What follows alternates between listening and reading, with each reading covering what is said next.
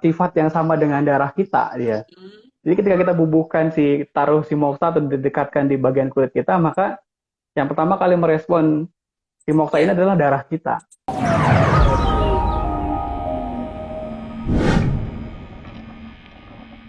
Oke, tadi ya selain anak-anak kita dikasih konsumsi habatus sauda yang memang jelas dia sebagai imun booster, Ya. sebagai herbal yang banyak sekali manfaatnya, terutama untuk kondisi saat ini ya. Ya.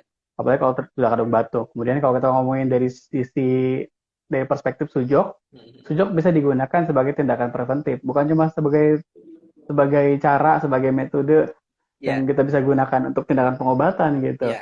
Maka kalau saya selalu memberikan apa namanya rawatan buat anak saya menggunakan sujok itu ya dengan metode sistem energi dasar. Sistem. Oh, iya, iya. Saya bubuhkan sistem energi dasar di salah satu tangan. Kalau saya biasanya kalau anak saya perempuan saya kasih di tangan kiri kanan, Kanan. anak saya yang laki-laki saya kasih tangan kiri. Setelah dibubuhkan warna merah, kemudian saya biasanya Warnanya lakukan berarti ini merah ya, Kang apa ya? merah. Merah. Oke. Merah kemudian saya taruh di setiap dot yang sudah diberikan itu Iya. menggunakan biji lada hitam. Oh, Jadi setelah dikasih warna kenapa biji merah, lada hitam, Kang? nah itu dia, ini menariknya nih kan, Heeh. setiap biji setiap biji yang kita kenal di sujok itu kan ada biji, ada kacang hijau, ada fenugreek, ada pumpkin, kacang merah, lada hitam, lada putih ya.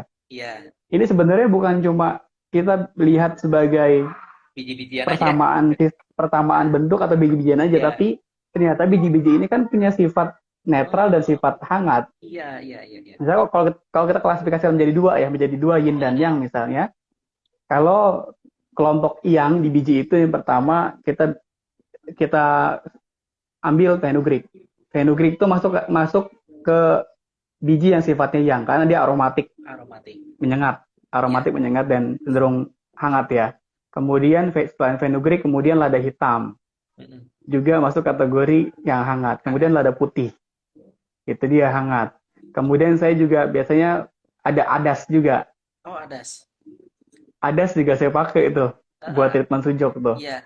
Ada termasuk yang aromatik menyengat dan dia hangat, tapi dia masuk kategori aromatik dingin dia sebenarnya.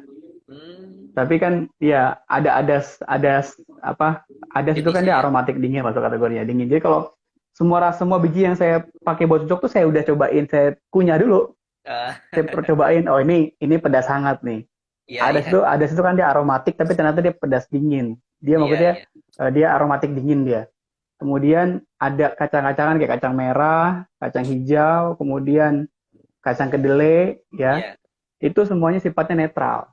Hmm, Nah, karena kita mau tonifikasi sistem iya, energi iya, iya. dasar anak kita ini, maka kita pakai biji yang sifatnya pedas hangat atau yang sifatnya hangat seperti Satu lada putih, berarti pedas hangat ya poinnya di sana. pedas hangat, Hmm. pedas. Pokoknya ada lada putih, lada hitam, fenugreek yang umum Fenugreek. kita tahu ya. Iya, iya. Ya, itu bisa digunakan untuk terapi sistem energi dasar. Kenapa lada? Berarti jelas di situ Iya. untuk mensupport, untuk mengoptimalkan warna merah yang sudah kita bubuhkan pada tangan anak kita. Jadi Oh, kayak dia tuh iya, jadi iya. kayak support, jadi kayak mengoptimalkan warna merah yang sudah dibubuhkan di tangan kita. Kalau anak yang besar, biasa saya tambahin justru sebelum saya kasih lada, saya moksa dulu sebentar. Moksa. Ya, Iya, saya oh, moksa. yang dibakar itu kan. Ya, jadi setelah dibubuhin warna merah, setiap dot yang warna merah itu saya kasih moksa, saya putar searah jarum jam.